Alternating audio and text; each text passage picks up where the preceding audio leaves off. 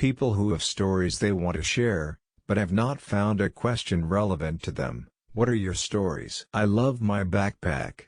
It's nothing fancy, just a bog standard Element rucksack, but I picked it out and it's like the only fashion brand article I own.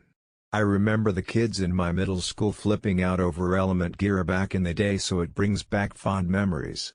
Anyway, a couple of years ago I was backpacking/road tripping across Canada.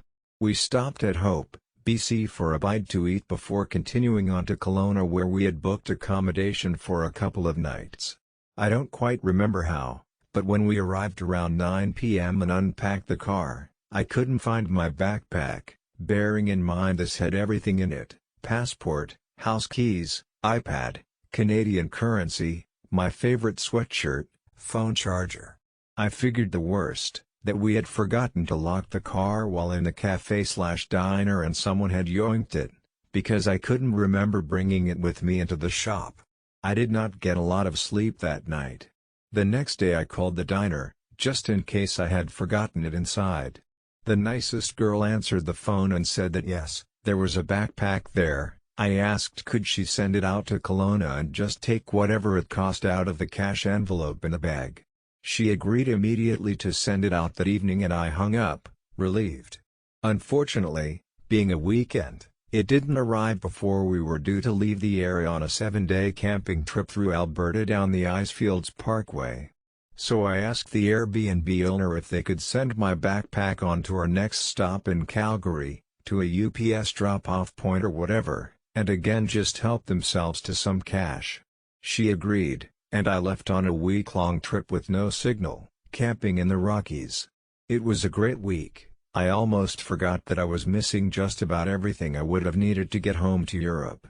I remember finally understanding what Bilbo says in The Lord of the Rings: I want to see mountains again, Gandalf, mountains, and then find somewhere where I can rest. I still wish I could go back there and do it all over.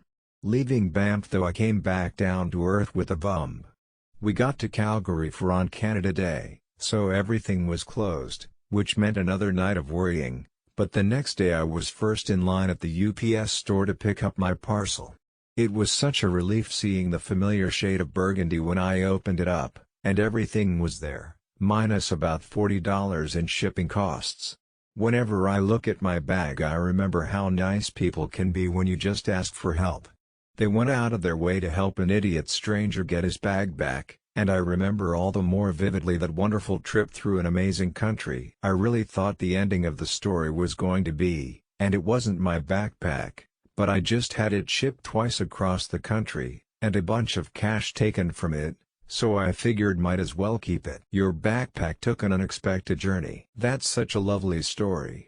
Don't have anything to add except I'm glad you got your bag back. I live about 4 hours from Jasper and Banff and I never go, but your post made me want to go on an adventure.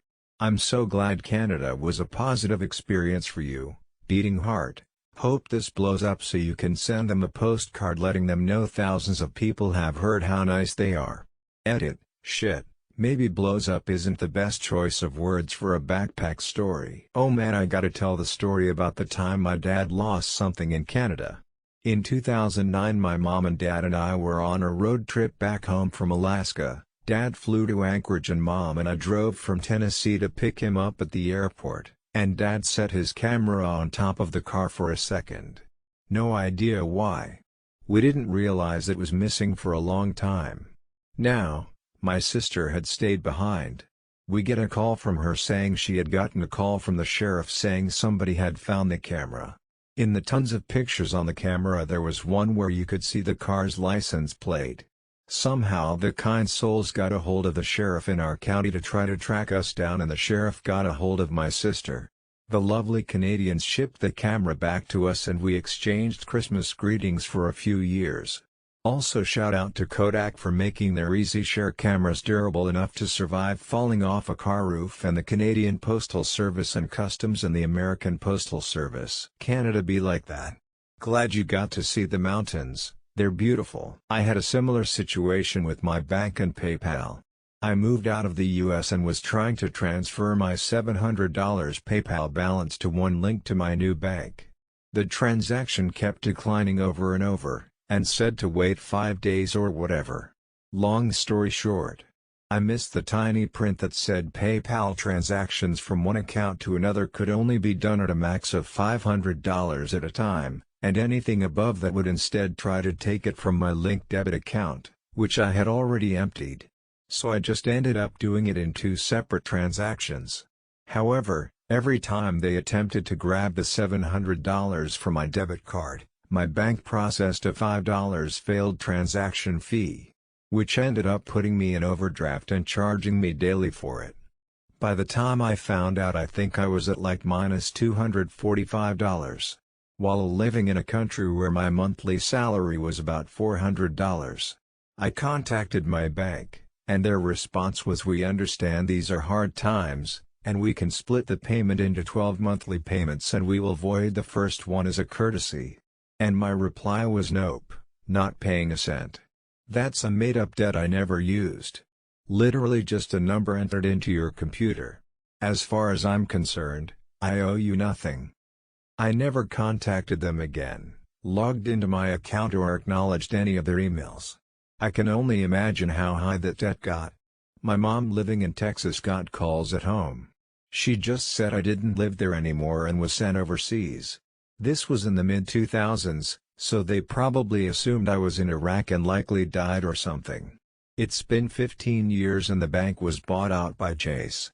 So I assume my account is cleared now. What a nightmare. I'm so sorry. If I lived in your city I would bring you a curry. And I'd eat one too. My heart is beating so fast as I sympathetically stress myself about your experience. I'm sorry you have gone through that. It has been a minor inconvenience, but it is something I would never wish to anyone. Any screw-up that's money-related is such a hassle, especially if you're on a tight budget. This same thing happened to my poor mom last year. She had won hundreds of Uber Eats transactions over a course of 2 months. They went unnoticed because she is in her late 60s and isn't too computer savvy, so she wouldn't check her account frequently. Anyways, my mom had to skip out of a few bills because she's already poor to begin with. She cried when she found out that these people had taken around $2,000 of her hard-earned money and asked why would someone do this to anyone? Luckily, all the money was returned to her account by her bank, but it took a few months. Did you ever get your money back? And did Uber Eats ever figure out what happened? That's frightening. I stopped using Uber Eats too. They're just a bunch of scammers. My issue isn't nearly as bad as yours and I'm truly sorry to hear that happened to you. For me though, they just kept sending me wrong food every order and it got to the point where they refused to refund me for the missing/wrong food. Never had issues with DoorDash or Grubhub though, they just suck. Wow, what a bunch of cunts. Can Uber do anything right anymore? This is why I use my credit card for almost everything these days. A good credit card company will tell them to fuck off. I had exactly the same problem with Uber, though with less money. They charged 4 times a $30 road and I never got my money back. Frown. At some point I got so frustrated by their default message that I just gave up. Now, I straight up refuse to use Uber. Bro really just did a side quest lamau. Now I'm searching this thread looking for a girl explaining this from her side. Lol. I hope she has a Reddit account, sees this and tells you she's fine. Today, you. Tomorrow, me. We are all buff-bearded Mexican dudes. Damn, I wasted my free award. Maybe Voldemort realized using important items in hidden places was too easy for Harry and the gang to figure out, so went in totally the other direction for his second round of Horcruxes. Edit, Dark Magic would be such a great name for a vibrator. Edit 2, or the Dark Lord, Soul Splitter Edition. Nope, I can't think of anything either. How big was it though? As someone who used to have a friend that thought it was hilarious to hide dildos in public places, I'm 99% sure someone hid a dildo in that jacket pocket and thought it was hilarious. Back in high school I worked as kennel help at a veterinarian office. One day we ran out of sink cleaner and some various products necessary for work. He sent me to Walmart to stock us up. I loaded about 10 or 15 cans of Comet and a few jugs of Clorox in the buggy and was headed over to get something on the other side of the store. As I rounded a corner I almost collided with another lady's buggy. She looked down and all but screamed, "Is there a sale on Comet? Oh my God!" and took off running with her buggy towards the cleaning aisle. I tried very hard to catch her and tell her it was for work. But she was absolutely determined to grab the rest of the Comet. If you were accidentally scammed by a teenager into buying a fuck ton of Comet in 1984 or so, please know I tried to stop you. I hope someday I see the post about how I was scammed into buying a fuck ton of Comet in 1984 by a teenager in Walmart. Comet is literally 99 cents. She wanted a sale? What part of the US are you from? I've never heard of shopping carts referred to as buggy. I'm from the Northeast. Just curious. Edit. Wow, lots of people sure do want to tell me this is a Southern thing. Curiosity pacified, thanks all. I probably would have stayed there to stare at him simply because I'd want to see an opposum eat a whole sub. My entire family and I once saw a raccoon sitting the same way, drinking from a Coca-Cola bottle. Frown.